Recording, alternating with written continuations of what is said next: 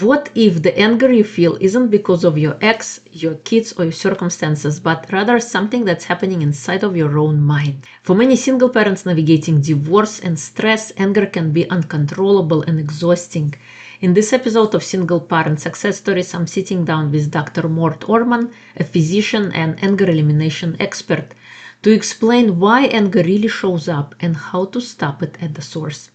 Stay until the end because this conversation could change how you understand your emotions, your reactions, and your power to respond differently. Welcome to Single Parent Success Stories, a podcast designed to inspire single parents. Here you'll find resources from self-care to finances to parenting and everything in between. Discover what it takes to thrive. Let the stories inspire you to what is possible.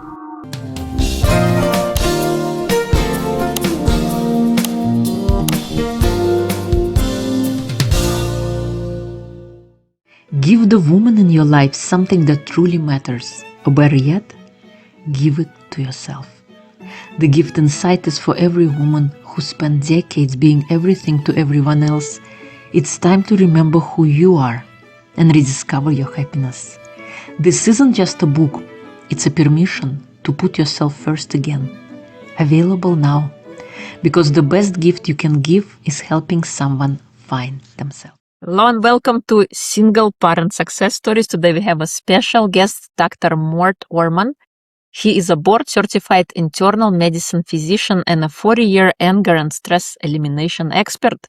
He has written 26 books on how to eliminate anger and stress and has helped many people eliminate unwanted anger during and after divorce. So welcome, Dr. Mort. It's a pleasure to have you. Well, thank you for having me. I'm happy to be here and speak to you and your audience. Yeah. So why did you decide to pick that subject, kind of anger and stress? How did that come about? Well, it came from having a lot of anger and stress. When I going through my medical training to become a doctor, and then when I opened my practice, I was in my late 20s and then through my early 30s. I had a lot of anger, I had a lot of stress, and I had one relationship failure after another, and it was all very depressing, because I was successful as a physician. I mean, I was good at helping other people. I just wasn't able to help myself deal with some of the problems that I was experiencing in my life, and I was used to solving problems, so it was very frustrating and demoralizing when I couldn't handle my own anger. I couldn't stop the pattern of relationship failures one after another. Plus, I was seeing patients as a doctor, and as a doctor, you easily recognize the angry patients from the not so angry patients. And you see what happens over time as far as their health and other things. They tell you, they come in, they tell you about they got divorced, or they had a business partnership that broke up, or their kids won't talk to them, anymore, or they got arrested, or, something, or they got addicted to drugs or something. So you see all these bad things happen to the angry group. And you're sitting there with your own anger and you're going I don't want to end up like this. I was a lot younger than my patients when I started my practice. But so that motivated me. And I started doing personal development work. And after a couple of years of a lot of different programs, I finally figured out what I was missing. And there were a lot of things that I was missing about emotions and anger and relationships that I thought I understood that I really didn't, or I had big, huge gaps in my understanding that I didn't know I had. And once I figured out what those gaps were and was able to understand what was really going on, then I could really take charge and say, okay, now I can fix this, or I can stop this, and I eventually did. So that's how Amazing. I got involved. And then again, being a doctor, once I did that and I had the breakthroughs myself, I said, I gotta get this out into the world. I gotta teach this, make it available not just to my patients, but to other doctors' patients and other people. And so that's where I got to all the books, and I did a whole bunch of seminars and workshops and stuff like that, where I wanted, once I made these discoveries of the things that not only was I missing, but most people were missing. I said, for people's health and well-being, we got to get this out there. So that's why I'm here. Trying to do more of the same. Amazing. I'm glad you discovered it early on in your life. So you had better experience in the other half of your life. Yes.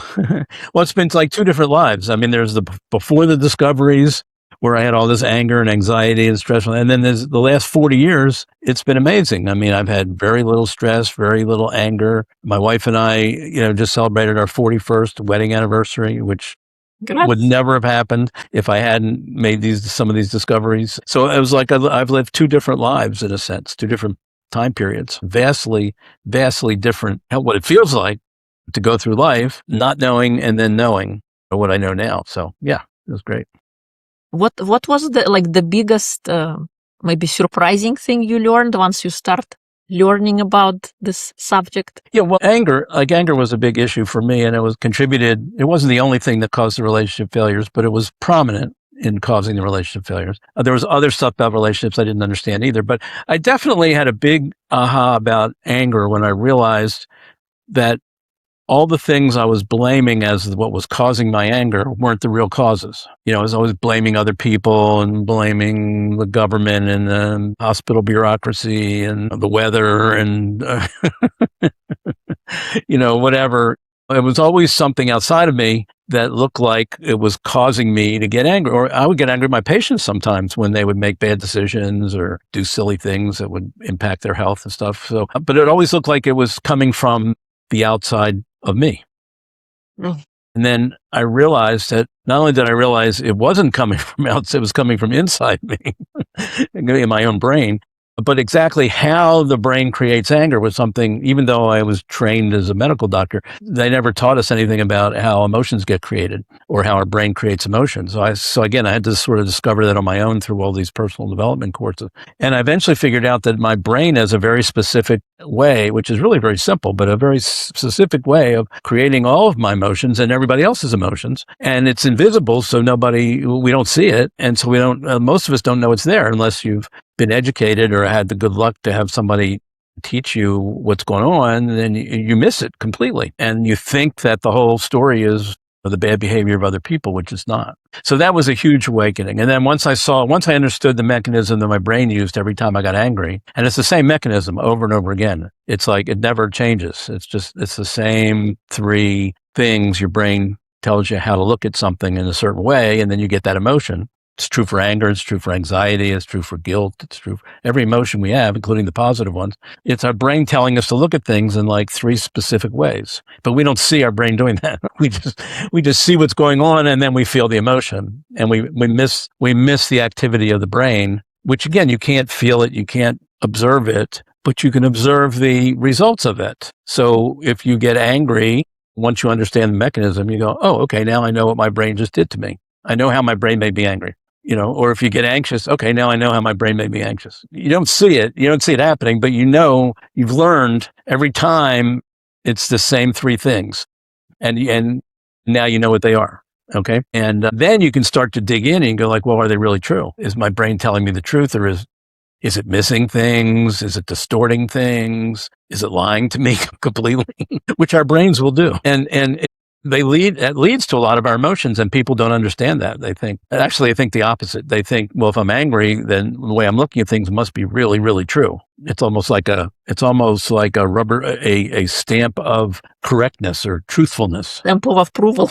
Yes, or no, right, of righteous. I'm right. I deserve. I should be angry. So the way our brain gets us to look at things, it's like when we're angry, we don't question it because the anger makes it feel like we're right. And so we don't stop to think, well, could our brain have just tricked us into getting angry? Maybe it's not so right. And that's where the real magic comes in. When you can get to that point where you're not totally trusting of when you're angry, of how your brain's telling you to look at a situation, then you're kind of free to go like, well, let me look at this. Let me use another part of my brain that isn't an automatic pilot, different functions of our brain.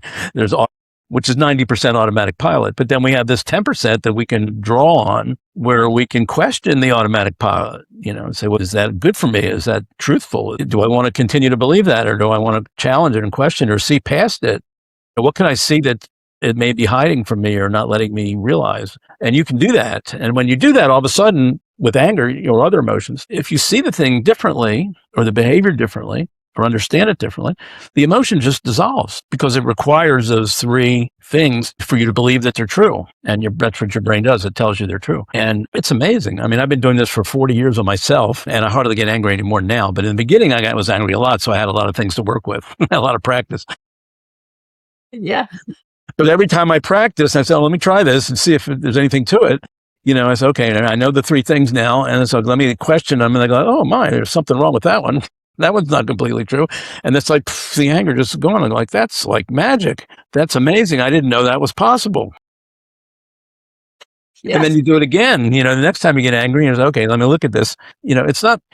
It's hard to do when you're in the middle of something, but when you're, an hour later, when you're by yourself and you want to replay it in your mind, okay, here's what happened. Here's how I looked at it, or how my brain got me to look at it. And now let me see if it holds up, when I really look at it. And they go, oh, wait a minute, there's a flaw in that one, or that one's not completely true, or I missed this. And you do that over and over and over. And every time there's something wrong with the picture that made you angry, after a while you get to say, my brain's always tricking me when I'm angry. It's just a matter of, can I find the flaw? Can I find the hidden lie or distortion or something? Remember those children's magazines that had the little puzzles? I don't know if you saw it, but it was like a highlights magazine when I was a kid. They would have these little drawings, intricate drawings, black and white drawings. They would have these objects sort of hidden in like the tree or the leaf of the tree. Yeah, and you had to get your list at the bottom and said, find the farmer's pitchfork or something, find the fireman's hat, find the cow, find the dog. And when you're looking at the picture, you don't see any of those things like right away. But when they tell you what to look for, and you go and you start turning the thing around different ways, you go, oh, like there's a cow in the tree. Yeah. I didn't see that before, but it's there. It's kind of like that. It's kind of like that. You go like, focused attention. There's a flying ointment somewhere when I'm angry, and you go, I don't know what it is yet, but it's in there somewhere. I'll find it. And then you look around, and it's in there. And then the whole thing changes, and you're not angry anymore. Totally. It's like we create, and these patterns, they develop because how many years it took you before you were doing the same thing over and over again. We create this. Well, one of the things about brains is we just get conditioned to just function automatically and see things in patterns, and those patterns get reinforced. And we create these big grooves in our brain, their neural connections. So the anger comes so automatically. It's just without thinking. It's like one example I use. If you got bit by a dog when you were 3, your brain's going to say dogs are dangerous. And every time a dog appears, your brain's going to go danger, danger. And it might be the cutest, nicest, friendliest dog in the world. The reality is it's not going to bite you. But your brain goes, that's a dog. It's going to bite you. So you get anxious. You stay away, or you do something, make the dog nervous. Maybe they will bite you if you treat it as if it's going to be angry with you. So, but anyhow, it's our brain running that same story over and over again, regardless of what the truth is. It's created this story that's now part of your life. Totally. And we live our stories. We live what we believe. Yes, we do. And we don't see it happening. Why do people stay angry, do you think, long after divorce is finalized? Yeah, it's funny. I was reading some statistics recently on anger after divorce. One of the statistics was when a lot of people have been interviewed who've gone through divorce, had a lot of anger. They say after about 3 years, the anger kind of like diminishes. And I'm thinking to myself, why are you waiting 3 years? You suffered for 3 years with all this unnecessary anger. And it could have been cleared up in a matter of, days or weeks if you'd had the right, input. But if you're just doing it on your own and you're just going through life the way most people do, where they don't have any clarity about what's really going on, they're just waiting for life to solve the problem. It may take several years. And for many people, it goes on for a lot longer than 3 years.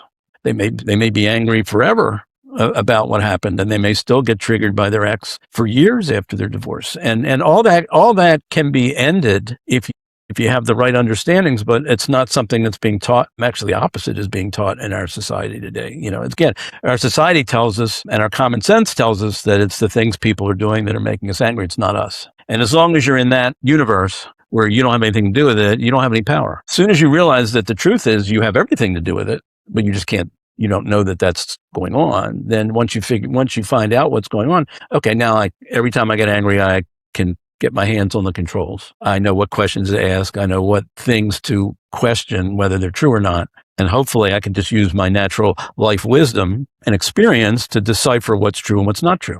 And sometimes part of the stories are true, but some of them, you need all of them to be true to keep the emotion going. You're right. So people can learn. And this was a shocking thing that I did not, if you'd asked me back when I was in my 20s and 30s and had all this anger, I tried everything to stop it. And it didn't make any difference. I was still the same angry guy every day. And I had come to the conclusion that this is just the way that's just the way I am. I'm always going to be this way. If you'd walked up to me in my early 30s and said, do you ever see a day where you don't feel, you wouldn't have these angry reactions or you wouldn't get triggered so easily? I said, I think it's just part of my personality. I just think it's who I am, or it's how I was raised, or my life, whatever. I just think I'm always going to be this way because I've tried to stop it. I can't. So it must be sort of ingrained and permanent, but it's not. Like I said, I was that way from up to my 30s, and all of a sudden, over a couple of years, I would flip the switch where I was able to turn it off almost completely, and have the last 40 plus years with I'm not getting triggered anymore. I'm not having as much anger anymore. It's like I didn't think that was possible. And it's possible. And I've worked with a lot of people during the last 40 years who didn't think it was possible. And I teach them, my way of looking at anger and understanding anger. And they go like, oh, well, now I have control, which I didn't think I could do. It's the most amazing thing in the world because people, it's like people discover they have this incredible reservoir of power over their emotions. But our society tells us we're just the victim of our emotions. We just can't help how we feel. That's just the way life is. And it completely disempowers us. So that when we have a crisis like a divorce, where you really need to draw on your power to deal with your emotions, we haven't practiced the skill. We don't even know we have the power. So one of the things I love doing is I love waking up that power in people where they go like, oh my God, I really can do something about this anger. I didn't think that was possible. And then they're off and running. They've got this toy now, or this, not just a toy, it's like a cannon. Anytime, anger comes up, they can shoot it down whenever they need to. Yeah, totally. So it's great for getting, not just getting over their divorce, but for really stepping into their new life and having a really an even better new life, which almost everybody who goes through divorce really secretly wants. I would love to get past all this and not repeat this pattern, and in my next relationship, not have it, crash and burn like this one did. Everybody would want to have that kind of resurrection story, but they don't really believe that it's available to them because they feel like such a failure and like something's wrong with them fundamentally, that they failed in their relationship, which is really a big problem and that's one of the reasons why I want to work with divorced people, because I don't see the truth that way. I see the opposite. I see that they're very, just the fact that you failed. Look, I failed at like 20 relationships all in a row. So that's not proof of anything. Right. But I mean, even if it's just one divorce, it just is a crushing thing spiritually. It just makes you feel like a loser. And it's not the truth. The truth is you just didn't know what you didn't know. When you get the insight as to how to succeed in relationships and how to succeed with your emotions, then you realize that you had this ability all along to be good at that. You just didn't know that you had it. You didn't know how to access it. And when you can help somebody do that, it's very rewarding. As a doctor, I've had a very rewarding career helping people survive their health problems and saving lives. And that's very rewarding. Well, similar, it's a similar kind of joy from my perspective when you help somebody realize they're not a loser because they got divorced. Nothing's major wrong with them. They just need couple new frameworks or a couple new understandings and some coaching in how to use that. And they're off and running and creating better lives than they ever dreamed that they could. That's what I like unleashing in people. It's fun and they enjoy it. I enjoy it. It's me still, I'm not practicing medicine now, but it still feels like I'm saving lives. I'm helping people redesign their lives, be more happy and successful post-divorce than they were prior to it. And, my ultimate goal is to get as many people as possible to go through their divorce and, learn some stuff from it and to look back and say, my God, that was the most important thing that ever happened to me. Because of that, I awakened to all kinds of insights about myself that I didn't know, insights about life that I didn't have. And now I'm like this incredibly different person and I'm happier than ever, all because I had this divorce that kind of caused me to have to reevaluate and learn things, discover things. And I did that work and now I'm in such a better place. I'm so happy that this has really been a major turning point in my life. And that's just amazing when you can have people have breakthroughs like that. Yeah, that's why I'm here. You just told my story. I wasn't really angry, but it caused I call it divorce, and the whole separation caused me to wake up. I felt like I was sleeping for the first part of my life, and I discovered so many things I didn't know I had. Yes. I'm a recovering introvert, yet here we are. 6 years. So it's doing I mean, podcast. you're proof of it. I'm proof of it. It's possible. So people need to stop thinking it's impossible. They've got so much proof in front of them. Of course, they don't. It doesn't get publicized. You see the train wrecks. Is what you get if you turn on your social media or your newscast or whatever. You see the people who are just stuck in anger and just hopelessly imprisoned by it. You don't see them breaking free and having dramatic transformations and life changes that is possible. Because a lot of people would go out of business if people would be happy and free. True. And you don't need psychologists. True. Anger management experts. Yeah. Yes. In order to manage your anger, you gotta still keep generating it. If you stop generating it, there's nothing to manage, and you don't need anybody's help to manage it. Yes. But I think it's incredible the work that you are doing. You're helping tame the invisible demons that nobody sees outside. Yes, and invisible is the word, because it's not so much that they're deep. I mean, just everything, the way our brain's conditioned, it's all invisible. And unless you can figure out how your brain is causing problems in your life, it doesn't always, that's not the only thing it does, but in large part, when we have problems in our life, a lot of it is coming from contributions from our brain. Some people may have awful circumstances. If you're in a relationship with an abusive partner, there is a reality of the fact that you're in a horrible situation, and it's real. All right. But your brain may be keeping you in it when you don't have to be, or it may be keeping you from interacting in a way that, while you protect yourself from safety standpoint, you also take steps to stop the bad behavior, do what you need to do to protect yourself or your kids or whatever you have to do. But your brain can be keeping you from doing those things. So, and keep you stuck in a bad situation when you could get out. There are people around that could help you get out. So there's all kinds of ways, even when the reality is awful, your brain's still contributing. And there are other examples of people who have been in horrible, horrible situations, and they use their brain to do what we would call impossible things. Like who's the guy? Viktor Frankl. Man's Search for Meaning. The guy who was imprisoned in a German concentration camp. All of his family was killed, and he's in that horrible environment. People are dying all around him, and he's able to create a kind of an oasis of sanity for himself, where he was able to not go crazy. He was able to not lose hope. He was able to actually do positive things, create value for people that he was interacting with. And then he wrote a whole book, and he created a whole psychotherapy field around that, But the point is, your brain can make your life miserable, and your brain can make your life fantastic and independent of what the external circumstances are. People have been thrown into prison unfairly for years, and they use their brain to not get completely depressed or suicidal or whatever. They create some kind of, it's never a great circumstance, but they create some kind of as much value as you could possibly create, as a human being, they do. And then there's all these other people that just succumb, and they just don't realize that they have that power. We all have it. Yeah. Because our brain doesn't know if something is good or bad for us. It takes our instructions literally, whether it's bad or good. There is no distinction. What matters most is what we speak and what we believe is true about ourselves. And whether it's bad or good, our brain cannot tell the difference. It's our servant, in a sense, that whatever you believe will be true for you. How Henry Ford said it, whether you think you can or you think you can't, you're right. That's right. And being right is one of those things that will kill your relationship. That's one of the things I learned. Awesome.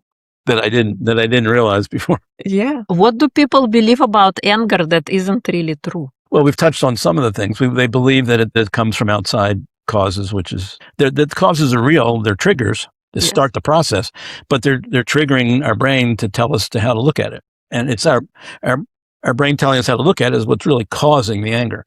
And we know that, and everybody knows that, because we all know you can have two people standing side by side, experience the same situation, identical situation, and one of them will have one emotion and the other will have a different emotion or no emotion. So we know it can't be the external event that's the cause. We know it has to be something internal, but we don't have clarity And we're not being taught clarity in schools and things like that about what's actually happening and how the brain's telling us to look at it. But that's the missing piece. And then the other thing we touched on is the belief that, I can't help how I feel, or that's just the way I am. It's not going to change. I can't do anything about it. I'm kind of, and part of that comes from, well, I can't change the outside world. So how can I stop being angry? Well, it's not where it's coming from.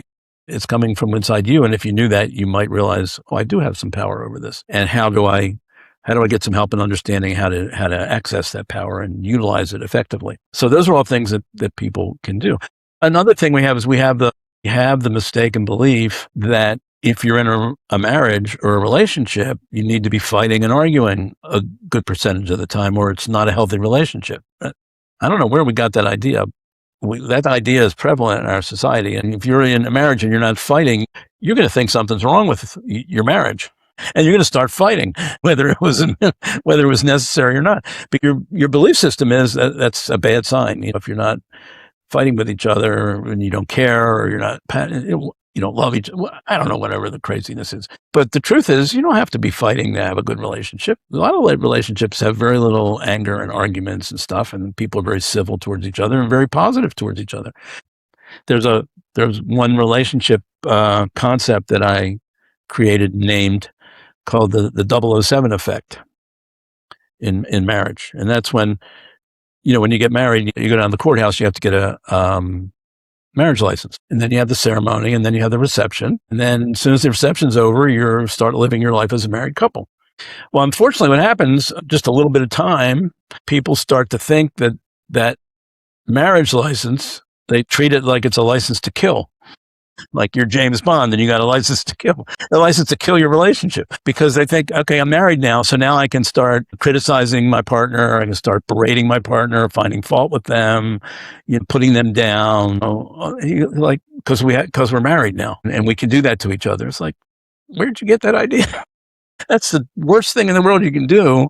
That's going to kill your relationship if you keep doing that, because marriage should be a place where both people come to be uplifted, to be appreciated by the other person, to get positive reinforcement from the other person. You don't want a lot of negativity and hostility and blame and, criticism. You don't want that every day. I mean, you might get plenty of that at work or whatever, and you come home, you don't want that. You want a positive environment to come home to and a positive relationship to come home to. So when people get this idea that, my marriage license is like a 007 license and I'm free to do, and I want no consequences. You're not free. I mean, you're free to do it, but you're not free to escape the consequences, So, and that's something we got it a little backwards, It's like we think that's the way it's okay to behave that way in marriage. Not so good. Totally. I think we forget, maybe once we get married, we kind of stop caring so much. When you go, let's say on a first date, when you're in that period, you pay attention at how you dress, at how you speak, and how you behave.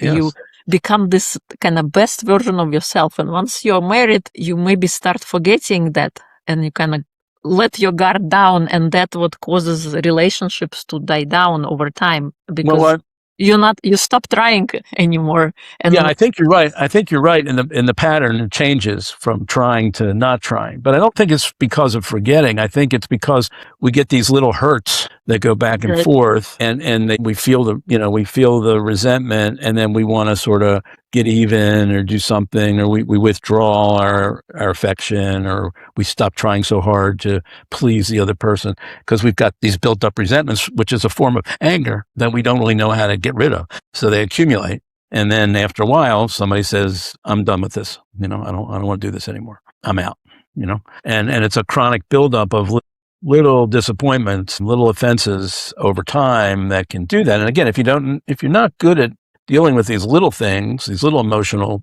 tweaks, they're going to turn into a bigger problem down the road. Yeah. This kind of training should be part of premarital. Before you get married, you should learn a bunch of this stuff. Not wait until you blow up your first marriage to decide you're going to figure it out. Totally. I think, Heikold, a lot of those skills that are not really taught in school, I think would be a great class, Yeah. I know they teach sexual education for kids, but this kind of things, this emotional things, Yes. that is kind of swept to the side. And relationship skill. They don't teach you. I mean, even in medical school, I went through medical training. They didn't teach me about emotions. They didn't teach me about relationships. None of that. They didn't teach me about anger, other than it's got bad effects on people's health. I mean, there's studies that show that, but they don't teach you how to understand it as a human phenomenon. So, I like to say, in medical school, they teach you a lot about hearts and lungs and livers and kidneys and all the different organs, but they don't teach you components. Much about the human being that's got those things. You're kind of left to figure that out on your own. I think they approach it like a piece of Lego. Yeah. It's like if you just learn, let's focus on the heart for 3 weeks, and we learn everything about the circulatory system. Okay, now let's go to the pulmonary system. Let's go to the digestive system, and we learn all these systems and organs and biochemistry and all this other kind of stuff. And then the assumption is when you learn them all, then you'll understand a human being. But they leave out a lot of this important stuff, like what about hopes and dreams and emotions and relationships and, brain conditioning and patterns and all this kind of stuff that they don't really capture. And they just figure you'll figure it out. Historically, that's what doctors have had to do. They have to, somehow they just figure it out to whatever degree they do. A lot of them don't do it very well, by the way, in terms of understanding that stuff. And very few figure it out to the degree where they can really help somebody with those kinds of problems. Totally. Yeah.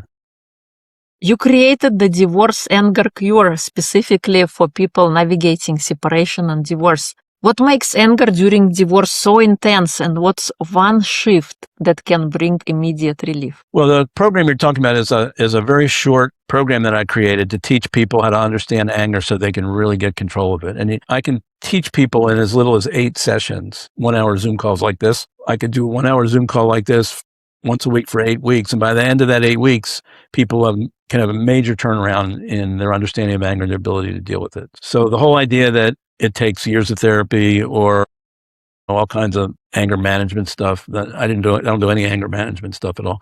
I just teach you how to understand how your brain creates your anger and let you see it, and then show you what you can do with that knowledge, how you can debate your brain about what's true and what's not true.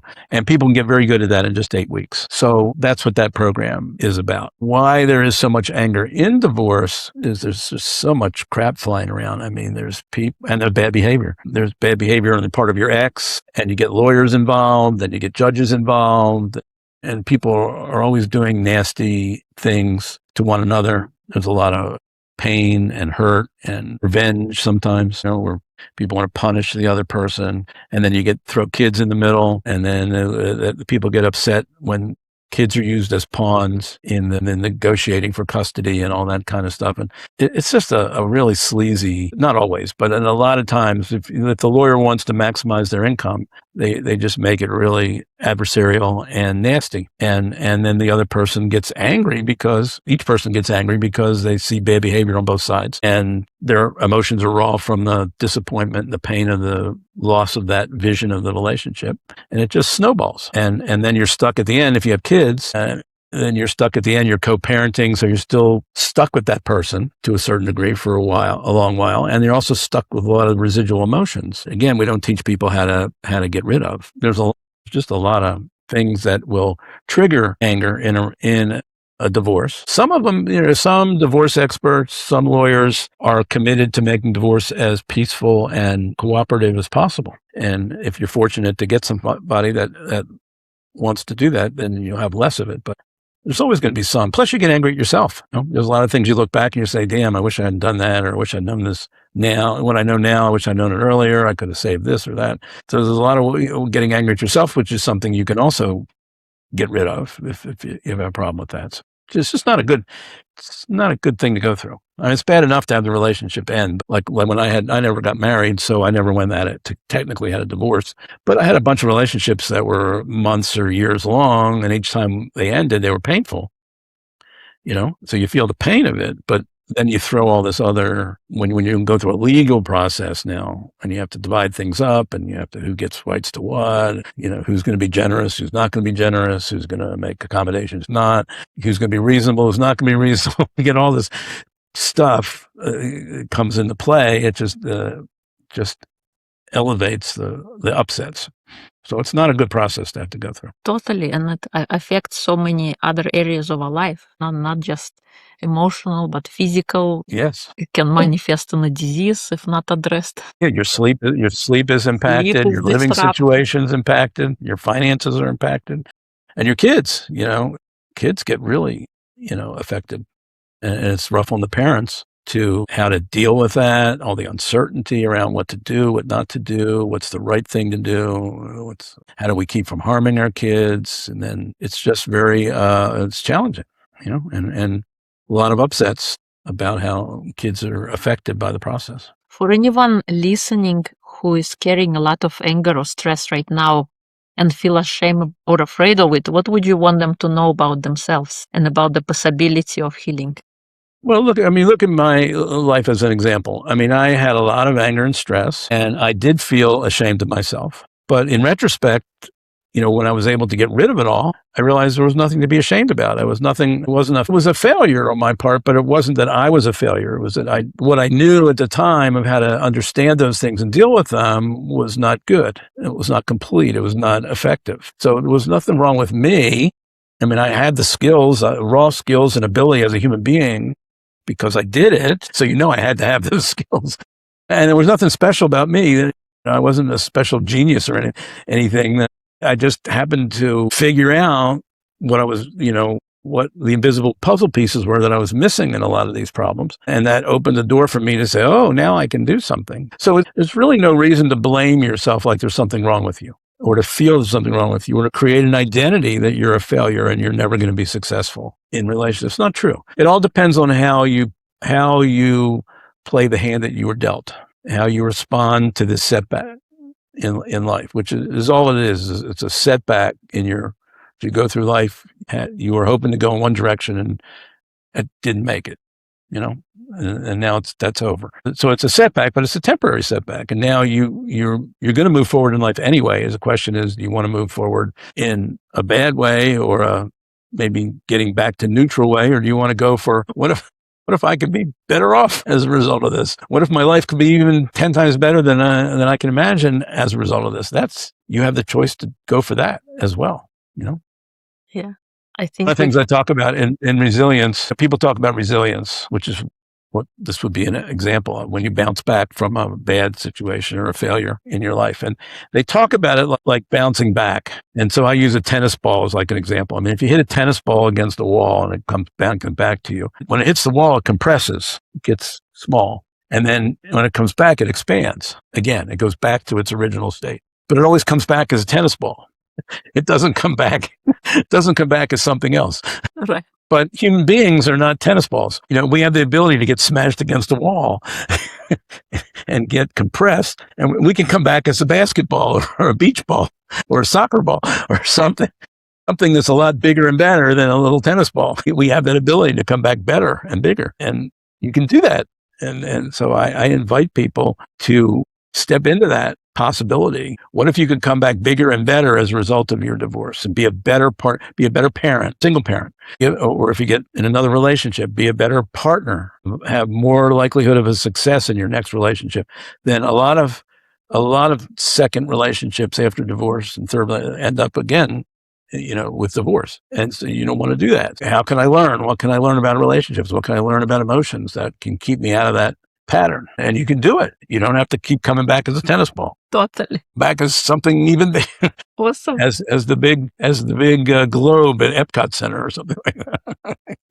Yeah, amazing. Is there anything I haven't asked that you would like to share? I think we've hopefully given people some positive aspirations, some sense of possibility that they may not have been thinking about, where they could step into. If they want to reach out to me, they can contact me on my website, which is docorman.com, DOCORMAN.com. And there's a contact tab there where they can shoot me an email. We can set up a time to talk. But yeah, I'd be happy to answer people's questions or help them out if I can. Awesome. Thank you so much. We will include everything in episode notes. It's been a pleasure to have you. Thank you for the wonderful work that you're doing. So important. Taming the invisible demons, invisible ghosts that nobody sees outside but can have such tremendous impact on a person's life. And like you said, they can come back as an epoch center. Or even bigger. Or bigger, yes. Trip to the moon. You can come back as the moon if you want. Yeah. So thank you so much. Yes. You're very welcome. If this episode gave you a new way to look at anger, take a moment, let it land. Awareness is the first step to change. If this video helped, like it, subscribe, and share with a parent who may be carrying more than they realize. You are not broken, you are learning.